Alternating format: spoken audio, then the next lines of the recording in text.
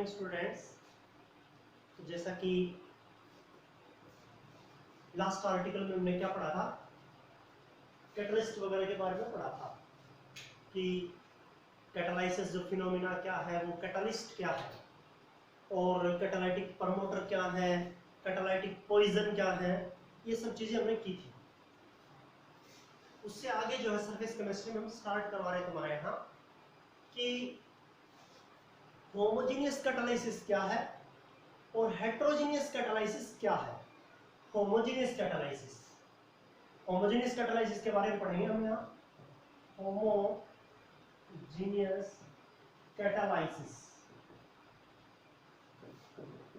तो homogeneous catalysis क्या है? when in a chemical reaction the reactant and catalyst are present in same phase. When the reactant and catalyst are present in same phase, then the phenomena is known as homogeneous catalysis and the catalyst is known as homogeneous catalyst. जब एक chemical reaction में reactant और catalyst दोनों ही एक phase में हो,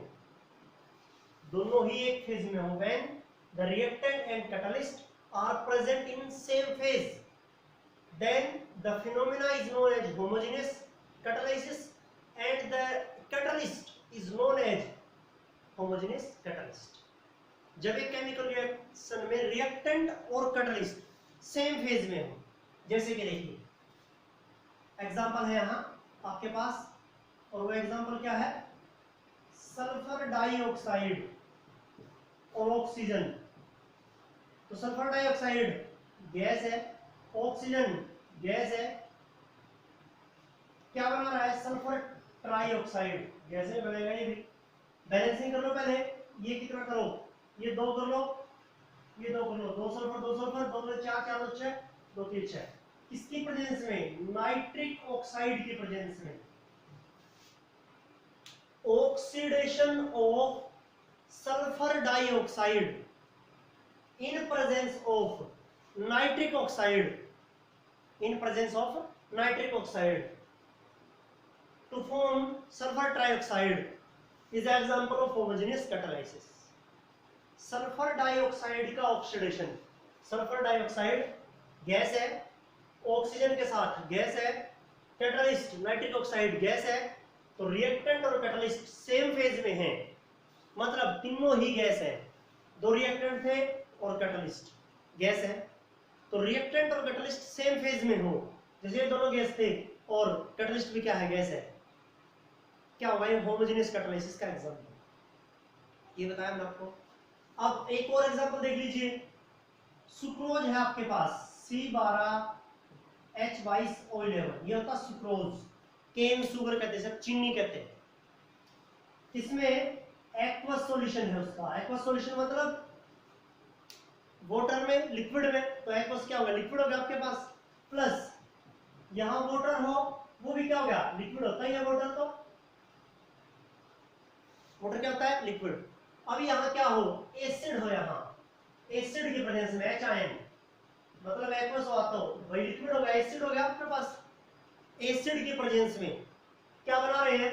glucose और fructose, C6H12O6, glucose और फ्रक्टोज बना रहे हैं एसिड की प्रेजेंस में। कौन? सुक्रोज का hydrolysis, hydrolysis of cane sugar, hydrolysis of sucrose, मतलब हाइड्रोलाइसिस का मतलब वाटर का रिएक्ट करना सुक्रोज के साथ या केन शुगर के साथ। तो ये लिक्विड है, ये लिक्विड है, कैटालिस्ट भी लिक्विड है, रिएक्टेंट भी लिक्विड है और कैटालिस्ट भी लिक्विड है, तो ये क्या होगा? Homogeneous catalysis. ये एग्जांपल है किसका? होमोजेनियस कैटालाइसिस का। होमोजेनियस कैटालाइसिस का एक एग्जांपल है ये है आपके पास कि जब रिएक्टेंट और कैटालिस्ट सेम फेज में मिले तो हम इसे क्या कहते हैं? Homogeneous catalysis. हम उसे कहते हैं होमोजेनियस कैटालाइसिस। ये है आपके पास रिएक्टेंट और कैटालिस्ट सेम फेज में हो, याद रखें, ठीक है, सेम फेज में हो मतलब उनकी सेम स्टेट हो, लिक्विड हो या वो गैस हो, रिएक्टेंट और कैटलिस्ट लिक्विड हो दोनों, या रिएक्टेंट और कैटलिस्ट गैस हो दोनों, तो क्या था होमोजेनियस कैटालिसिस। उस कैटलिस्ट को क्या कहते हैं, होमोजेनियस कैटालिस्ट। ये होगा आपके पास, ये था आपके पास होमोजेनियस कैटालिसिस। अब उसके बाद में नेक्स्ट है आपके पास क्या, हेट्रोजेनियस,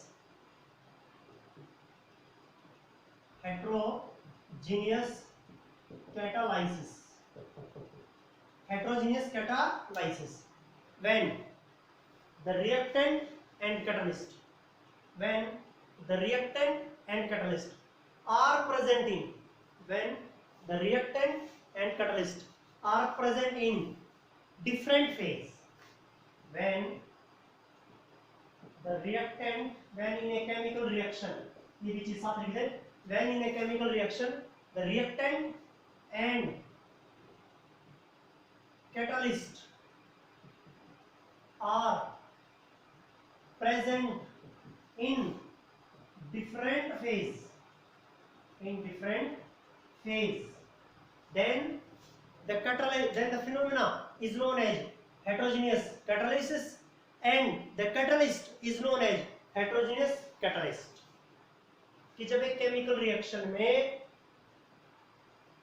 रिएक्टेंट और कैटलिस्ट अलग अलग फेज में हो, रिएक्टेंट सॉलिड हो, कैटलिस्ट लिक्विड हो, रिएक्टेंट लिक्विड हो, कैटलिस्ट गैस हो, रिएक्टेंट गैस हो, कैटलिस्ट लिक्विड हो या सॉलिड हो, तब उसे क्या कहते हैं आप, उस फिनोमेना को क्या कहते हैं, हेट्रोजीनियस कैटालिसिस।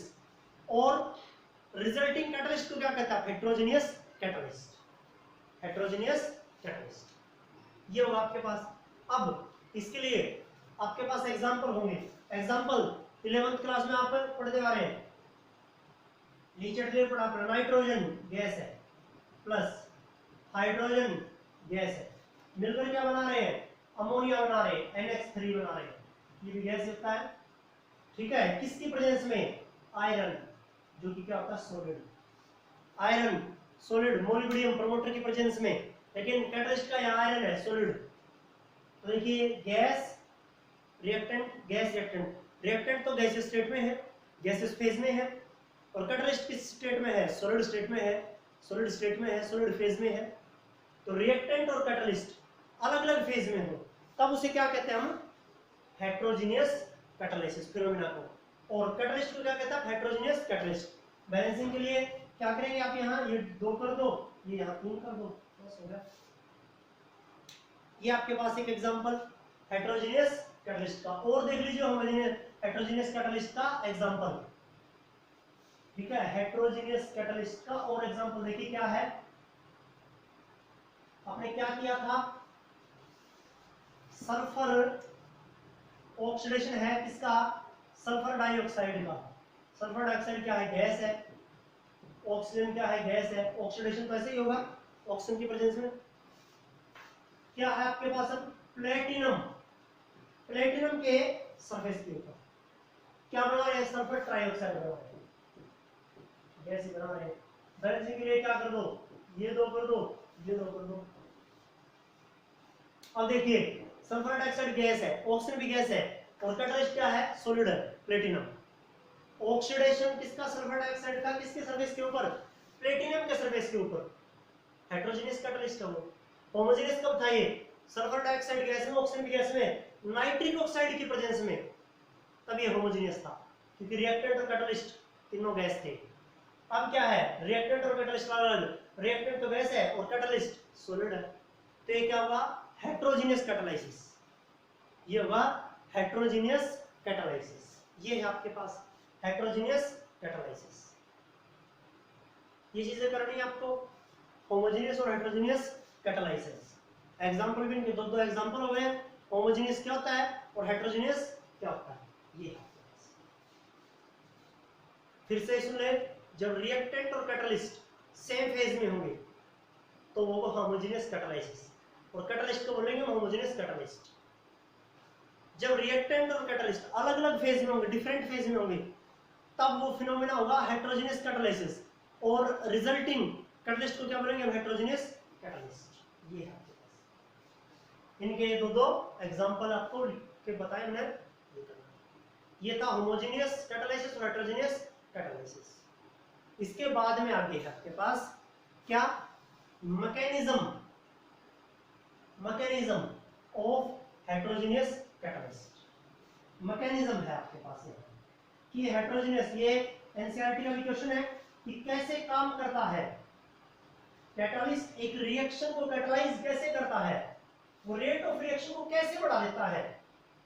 ठीक है, हमने फोर्थ यूनिट में पढ़ा था कि ना एक कैटालिस्ट रेट ऑफ रिएक्शन कैसे इंक्रीज करता है, और हमने बात सुनी थी वहां, it lowers the activation energy, वो एक्टिवेशन एनर्जी को कम कर देता है। तो एक्टिवेशन एनर्जी को कम कैसे करेगा, रेट ऑफ रिएक्शन की स्पीड को कैसे बढ़ा रहा है वो। ठीक है, तो मतलब केमिकल रिएक्शन की स्पीड को, केमिकल रिएक्शन के रेट को कैसे बढ़ा रहा है वो, क्योंकि वो it lowers the activation energy, वो एक्टिवेशन एनर्जी को कम करता है, वो एक्टिवेशन एनर्जी को कम करता है। तो एक्टिवेशन एनर्जी को कम करता है वो कैसे कम करेगा वो, तो मैकेनिज्म है आपके पास है। मैकेनिज्म किसका, हेटेरोजेनियस कैटालिसिस का मैकेनिज्म, हेटेरोजेनियस कैटालाइसिस या मैकेनिज्म। आपने फोर्थ यूनिट में पढ़ा था क्या, intermediate complex formation theory, intermediate compound formation theory. एक इंटरमीडिएट बनता है कैसे, जैसे ए और बी रिएक्टेंट है और वो मिलकर क्या बना रहे हैं, प्रोडक्ट बना रहे हैं। ठीक है, अब इंटरमीडिएट कंपाउंड फॉर्मेशन थ्योरी क्या होगा कि इनमें से एक रिएक्टेंट ए या बी में से एक रिएक्टेंट, ए रिएक्टेंट मान लीजिए, वो सी किसके साथ, कैटालिस्ट के साथ, सी क्या है यहाँ, कैटालिस्ट है, उसके साथ मिलकर क्या बना रहा है, ए सी बना रहा है। ए सी क्या है, ए सी है इंटरमीडिएट कंपाउंड, इंटरमीडिएट कंपाउंड है, इंटरमीडिएट कॉम्प्लेक्स है।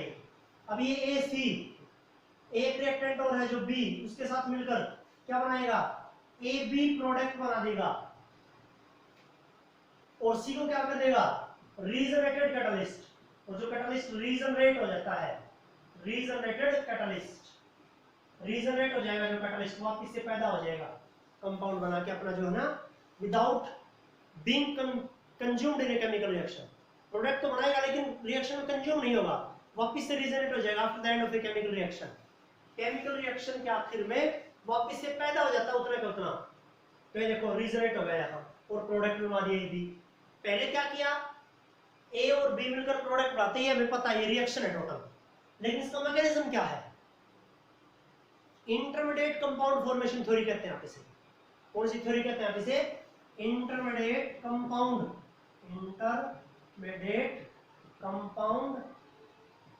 फॉर्मेशन थ्योरी,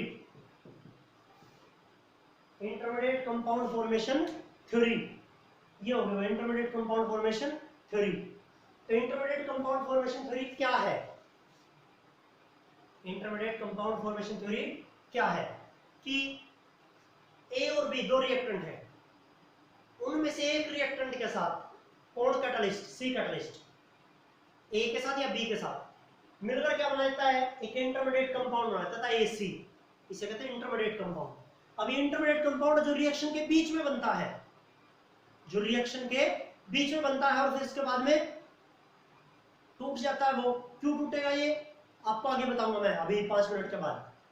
AC बना रहा है, अब वो इंटरमीडिएट कंपाउंड एक रिएक्टेंट जो बचा हुआ B, उसके साथ मिलकर फाइनल प्रोडक्ट बनाता है AB और खुद क्या हो जाता है रीजनरेट।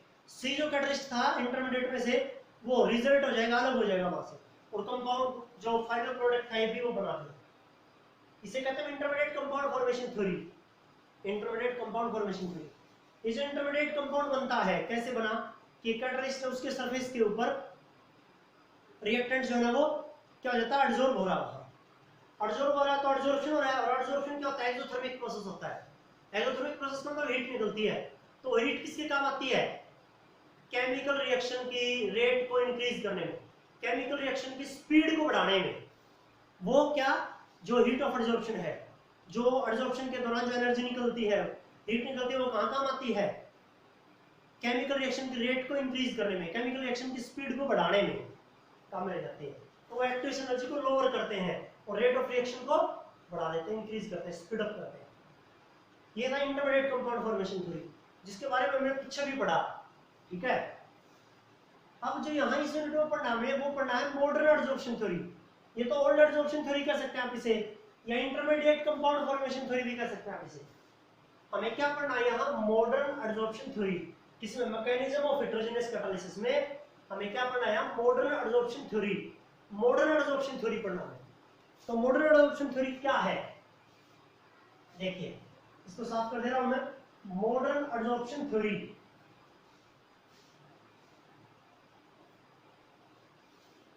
मॉडर्न एडजॉर्प्शन थ्योरी ये पढ़ेंगे मेरा। क्या है यहां, modern adsorption theory. Modern adsorption theory, तो मॉडर्न एडजॉर्प्शन थ्योरी क्या है, सुनिए बड़े ध्यान से। मॉडर्न एडजॉर्प्शन थ्योरी इंपॉर्टेंट है ये। मॉडर्न एडजॉर्प्शन थ्योरी के लिए जो आपके पास पोस्टुलेट्स है, उसका पहला पोस्टुलेट्स क्या है वो देखिए। पहला पोस्टुलेट्स आपके पास कि पहले में क्या होगा, डिफ्यूजन ऑफ रिएक्टेंट मॉलिक्यूल्स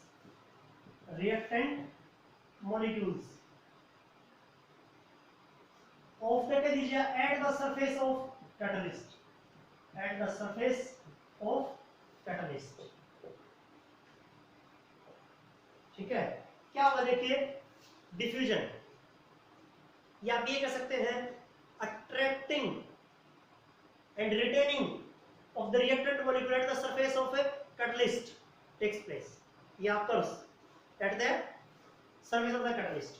कि सबसे पहले क्या होगा कि ना जो रिएक्टेंट मॉलिक्यूल है वो कैटालिस्ट के सरफेस के आसपास मंडराने लगेंगे।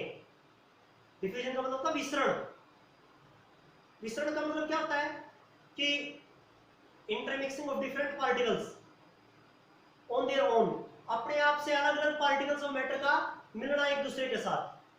ठीक है, जैसे कि ऑक्सीजन और नाइट्रोजन यहाँ डिफ्यूज है एयर में, एक दूसरे के साथ मिली हुई है समझिए। ठीक है, या यहाँ कोई परफ्यूम वगैरह है, परफ्यूम वगैरह को छिड़क दें, या अगरबत्ती जो है उसकी स्मेल वगैरह, वहां उसका डिफ्यूजन होना, वही चीज है यहाँ। तो डिफ्यूजन का मतलब क्या, रिएक्टेंट मॉलिक्यूल का, ये देखिए ये क्या आपके पास, ये है आपके पास कैटालिस्ट, और रिएक्टेंट मॉलिक्यूल क्या है, ए और बी, A प्लस बी, ये रिएक्टिंग मॉलिक्यूल है जो रिएक्टेंट आपके पास। ये क्या करेंगे, डिफ्यूजन होगा इनका, इस कैटालिस्ट के सरफेस के पास क्या होगा, डिफ्यूजन होगा। डिफ्यूजन मतलब वो इसके आसपास मंडराने लगेंगे, आसपास आ जाएंगे इसके, रिएक्टेंट के मॉलिक्यूल कैटालिस्ट जो है उसके सरफेस के आसपास आ जाएंगे। ठीक है, मान लीजिए कैटालिस्ट का सरफेस ये है और रिएक्टेंट मॉलिक्यूल का यहाँ ऐसे क्या होना है, यहाँ आप आसपास मंडराना, डिफ्यूजन होना उनका। ठीक है, विस्तृत होना उनका, ताकि कैटालिस्ट के सरफेस को अट्रैक्ट कर सके, उसके पास आ जाना, कैटालिस्ट के सरफेस के पास आ जाना रिएक्टेंट मॉलिक्यूल का, बस ये समझिए इसमें। दूसरी बात adsorption of reactant molecules takes place या occurs। ठीक है, रेफरेंस कर लीजिए आप, at the surface, adsorption of reactant molecule occurs at the surface of catalyst, catalyst के सरफेस के ऊपर किसका, रिएक्टेंट मॉलिक्यूल का क्या होना, एडजॉर्प्शन होना। रिएक्टेंट के मॉलिक्यूल को पहले क्या करेगा, अट्रैक्ट करेगा और कैटालिस्ट का सरफेस, और फिर क्या करेगा, उसे एडजॉर्ब कर लेगा, रिटेन कर लेगा, अपने सरफेस के ऊपर एडजॉर्ब कर लेगा, मतलब एक वीक बॉन्ड बना लेगा। कहने का मतलब ये है, ये था कैटालिस्ट का सरफेस। अब यहाँ क्या है, ये ए का बॉन्ड और ये किसका, बी का बॉन्ड।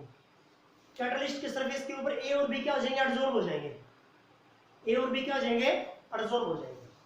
मतलब पहले ए और बी दूर दूर थे, अलग अलग थे एक दूसरे से, अब वो दोनों कैटालिस्ट के सरफेस के ऊपर इकट्ठे हो जाते हैं, कैटालिस्ट के सरफेस के ऊपर इकट्ठे हो जाते हैं, तो और स्वीप आ गए हैं, वो कैटालिस्ट के सरफेस के ऊपर इकट्ठे हो गए हैं, एडजॉर्प्शन हुआ, तो क्या हुआ, हीट ऑफ एडजॉर्प्शन, एनर्जी निकली।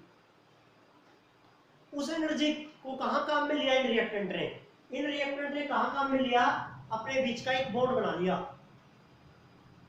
ए और बी क्या थे? रिएक्टेंट थे। कैटलिस्ट के सरफेस के ऊपर क्या हो रहे हैं? वो एडसॉर्ब हो रहे हैं। कैटलिस्ट के सरफेस के ऊपर एडसॉर्ब होंगे तो क्या होगा? कैटलिस्ट के सरफेस के ऊपर एडसॉर्ब होंगे तो हीट ऑफ एडसॉर्प्शन, क्योंकि एडसॉर्प्शन क्या होता है? एक्सोथर्मिक प्रोसेस है। एनर्जी निकलेगी, हीट निकलेगी। तो जो हीट निकल रही है वो कहाँ काम आएगी? वो कहाँ काम आएगी? वो ए और बी उस एनर्जी को यूटिलाइज कहाँ करेंगे? उस एनर्जी को काम में कहाँ लेंगे? वो ए और बी क्या बना लेंगे? एक बॉन्ड बना लेंगे अपने बीच का, ए और बी के बीच का बॉन्ड बना लेंगे। तो देखिए मतलब यहाँ क्या हुआ है, ठीक है, क्या होगा कि bond formed between the reactant molecules and form product eligible। ए और बी के बीच में क्या था? ए एडसॉर्ब हुआ था, यहाँ बी भी एडसॉर्ब हुआ था। अभी क्या बना लेंगे? बॉन्ड बना लेंगे अपने बीच में। ए और बी अपने बीच में क्या बना लेंगे? बॉन्ड बना लेंगे। किस? उस एनर्जी से जो एडसॉर्प्शन हो रहा था। तो एडसॉर्प्शन से क्या निकलती है? एक्सोथर्मिक प्रोसेस एनर्जी निकलती है। उस एनर्जी की हेल्प से उस एनर्जी को यूटिलाइज करते हैं और क्या बना लेते हैं? एक बॉन्ड बना लेते हैं अपने बीच में। ए और बी के बीच में बॉन्ड बना लेते हैं। ए और बी के बीच में क्या बना लेते हैं? बॉन्ड बना लेते हैं। ये है आपके पास, ठीक है। और ए और बी क्या है? प्रोडक्ट आपके पास। लेकिन यहाँ तो कैटलिस्ट के साथ भी बॉन्ड है इनका। कैटलिस्ट के सरफेस के ऊपर एडसॉर्ब हो रहे हैं, तो कैटलिस्ट और ए और बी है, तो तीनों चीजें हैं और हमें प्रोडक्ट चाहिए केवल ए और बी। तो क्या होगा? अब देखिए, due to the lack of relationship, important line है, इस बात को याद रखना, मैं अच्छे से समझाऊंगा आपको। Due to lack of relationship desorption takes place. Lack of relationship की वजह से, लेक ऑफ रिलेशनशिप मतलब संबंधों में कमी की वजह से।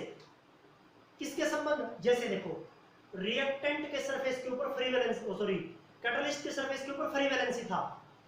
कैटलिस्ट के सरफेस के ऊपर बचा हुआ एनर्जी था, क्योंकि एडसॉर्प्शन तो तभी होता है जब फ्री वैलेंसी और रेसिडुअल फोर्स हो सॉलिड के सरफेस के ऊपर। तो जो कैटलिस्ट था उसके सरफेस के ऊपर कुछ एनर्जी था, फ्री वैलेंसी था, रेसिडुअल फोर्स था, बचा हुआ बल था, बची हुई एनर्जी थी, कुछ ताकत थी। उस ताकत की वजह से उसने ए और बी को एडसॉर्ब तो कर लिया।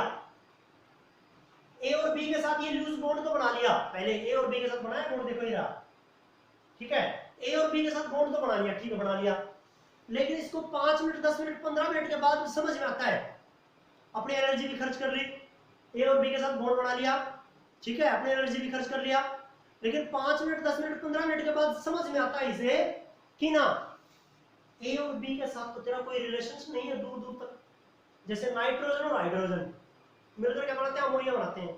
और आयरन क्या वहां कैटलिस्ट है, तो आयरन नाइट्रोजन और हाइड्रोजन दोनों के साथ, मतलब दोनों को अपने सरफेस के ऊपर एब्जॉर्ब कर लेगा, दोनों के साथ बॉन्ड बना लेगा। अब आयरन को ये कुछ देर के बाद समझ में आता है कि तेरा नाइट्रोजन और हाइड्रोजन के साथ तो कोई संबंध ही नहीं है, दूर दूर तक कोई कंपाउंड ही नहीं है आयरन का किसके साथ? नाइट्रोजन और हाइड्रोजन के साथ। ऐसा कोई कंपाउंड, नॉन कंपाउंड ही नहीं है जो आयरन का नाइट्रोजन और हाइड्रोजन के साथ हो, नहीं है कोई ऐसा कंपाउंड। तो due to lack of relationship 5 minute 10 minute 15 minute के बाद समझ में आता है, जब ए और बी को पहले बार एब्जॉर्ब कर लेता है और उस एनर्जी से ए और बी आपके बीच में बॉन्ड बना लेते हैं। तो उस 15 मिनट इस प्रक्रिया में, इस प्रोसेस के 15 मिनट 5 मिनट या 10 सेकंड के बाद, जो भी टाइम है, उसके बाद उसे पता लगता है due to lack of relationship.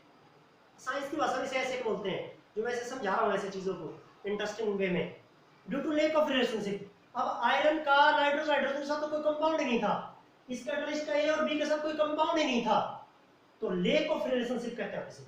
Lake of relationship की वजह से, संबंधों में कमी की वजह से डिस्टॉर्शन हो जाएगा, मतलब ए और बी यहां से डिसॉर्ब हो जाएंगे। डिसॉर्ब होने का मतलब जो एडसॉर्प्शन होकर रखा था ना, उसका उल्टा process, removal of adsorption. Reactant molecule वहां से हट जाएंगे, दूर चले जाएंगे, लेकिन तब तक उनके बीच में तो बॉन्ड बन चुका था। डिसॉर्प्शन होगा किसका? जो प्रोडक्ट बना हुआ था ए और बी का, क्या होगा? उसका डिसॉर्प्शन होगा, वो वहां से दूर चला जाएगा। डिसॉर्प्शन होगा मतलब एडसॉर्प्शन होना, उसका उल्टा प्रोसेस डिसॉर्प्शन। रिएक्टेंट के मॉलिक्यूल से हट जाएगा ए और बी, तो क्या होगा? डिसॉर्प्शन। डिसॉर्प्शन के लिए क्या लिखे आप यहाँ? डिसऑर्प्शन के लिए लिखिए प्लस ए और बी का, ये देखो प्रोडक्ट बन चुका था, ए और बी के बीच में बॉन्ड तो बन ही चुका था और डिसऑर्प्शन हो गया तो प्रोडक्ट हट गया और कैटलिस्ट रीजनेट हो गया खुद। तो पांचवें में और लिख दीजिए डिसऑर्प्शन कहाँ होगा, डिसऑर्प्शन ऑफ प्रोडक्ट मॉलिक्यूल, प्रोडक्ट बन चुका है, डिसऑर्प्शन ऑफ प्रोडक्ट मॉलिक्यूल, ठीक है, away from the surface of catalyst, from the surface of catalyst, catalyst के सरफेस से दूर होगा डिसऑर्प्शन, ठीक है, कैटलिस्ट के सरफेस से दूर होगा, किसका डिसऑर्प्शन, प्रोडक्ट मॉलिक्यूल का, ए और बी का, दूर यानी कि नजदीक, क्योंकि नजदीक होगा तो फिर से एब्जॉर्ब कर सकता है वो, क्योंकि कैटलिस्ट के सरफेस का पास एनर्जी तो होती है, फ्री वैलेंसी तो होती है। और आगे बात है eight the surface of the catalyst is available for fresh absorption, क्योंकि कैटलिस्ट के सरफेस से दूर एब्जॉर्प्शन हो गया तो कैटलिस्ट का सरफेस अब क्या होगा, कैटलिस्ट का सरफेस अब फ्रेश एब्जॉर्प्शन के लिए अवेलेबल होगा, और भी एब्जॉर्प्शन कर लेगा, नया एब्जॉर्प्शन कर लेगा फ्रेश एब्जॉर्प्शन के लिए। इसलिए तो कहते हैं कि एक लार्ज केमिकल रिएक्शन के लिए बिल्कुल थोड़े से कैटलिस्ट की जरूरत है, तो फ्रेश एब्जॉर्प्शन के लिए क्या होगा, अवेलेबल, ये लाइन भी और लिख दें 5th पॉइंट में, and the surface of catalyst is available for fresh absorption, fresh absorption के लिए कैटलिस्ट का सरफेस अब क्या होगा, अवेलेबल होगा। ये था मॉडर्न एब्जॉर्प्शन थ्योरी, ये इसके प्रिस्क्रिप्शन थे और कैसे मैंने आपको डायग्राम से भी बताया, आपको डायग्राम से समझाया। ये था मॉडर्न एब्जॉर्प्शन थ्योरी, ये करना मॉडर्न एब्जॉर्प्शन थ्योरी, ये पांचों चीजें बिल्कुल बार बार मैंने रिपीट की और समझाई आपको ये करना है। जो चीजें ना समझाए तो वीडियो का 2 बार 3 बार 4 बार देखें, इनसे रिलेटेड कंपटीशन के क्वेश्चन है, एनसीईआरटी के साथ साथ करवा रहे हैं, एग्जाम्पलर के क्वेश्चन है, तो बोर्ड के लिए भी वही है, एनसीईआरटी और एग्जाम्पलर बोर्ड के लिए आपको जरूरी है, ठीक है। ये आपके पास कंपटीशन के लिए ये जो वीडियो ना वो बता रहा हूं आपको, सुनिए, और कंपटीशन के क्वेश्चंस यूनिट के बीच में आखिर में मैं आपको करवा रहा हूं, जो इंपॉर्टेंट क्वेश्चन है जो पिछले साल आए हैं, ठीक है। आप जो है वो बुक वगैरह भी खरीद लीजिए किसी भी कंपटीशन के लिए, जो उसमें क्वेश्चंस होते हैं करिए उनको साथ के साथ करिए, ये नहीं कि बाद में अगर आप जैसे ये आर्टिकल पढ़ा रहा हूँ तो उसके साथ करिए कंपटीशन के क्वेश्चंस, ना समझ आए तो पूछिए, जबकि मैं भी समझा रहा हूँ उनको, जो पिछले साल आए उनको मैं खुद तो समझा रहा हूँ। ये है आपके पास, ये करना आपको, ये काम था आपको मॉडर्न एब्जॉर्प्शन थ्योरी, ये था। दूसरी चीज, ये जो काम है आपको आप कर रहे हैं लगातार इसको, ठीक है, इसको करते रहिए, वीडियो को 1 बार 2 बार 3 बार देखिए, और जो जरूरी चीज है जो अब तक मैंने नहीं की आपको अब कह रहा हूं कि जो हमारा जो चैनल है इसको आप सब्सक्राइब करिए, ठीक है, लाइक करिए, और इसको जितना ज्यादा शेयर कर सके उतना भी शेयर भी करिए। आपको क्या करना है, जो चैनल जो है हमारा केमिस्ट्री लीला जो आप देख रहे हैं आप, ठीक है, जो आपके पास लिंक पहुंच रहे हैं, आप उसे क्या करिए, शेयर भी करिए, लाइक करिए, और इस चैनल को सब्सक्राइब करिए जितना ज्यादा हो सके, जितना ज्यादा उसको उतना क्या करिए, सब्सक्राइब करिए। ये होगा आपके पास, ये है आपका आज का काम, इस काम को करना है।